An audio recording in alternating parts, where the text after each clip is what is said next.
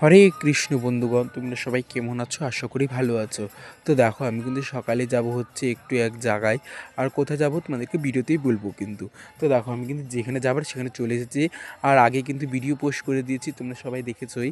আর দেখো, আমরা কিন্তু এসেছি মালা কাউন্টিং করতে। আর বাড়িতে কিছু কাজ না থাকার কী করবো বলো? আর আজ হচ্ছে আমার পরীক্ষা কিন্তু। দেখো, আমি কিন্তু সকালে পড়তে বসিনি, কিছু কাজ নাই। আর আমি কিন্তু পড়াশোনা করি না গাইস।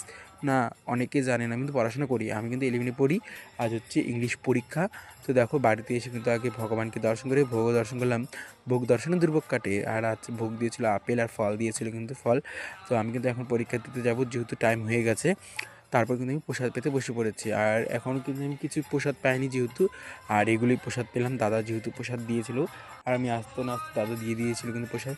তারপর কিন্তু আমি প্রসাদ পেয়ে নিলাম। তারপর স্কুলের টাইম হয়, স্কুলে কিন্তু রেডি হয়ে গেছি, স্কুল যাচ্ছি। আর দাদাকে দেখো, দাদা কিন্তু মানে গৌ মাতাদের জন্য গড় কাটছিল।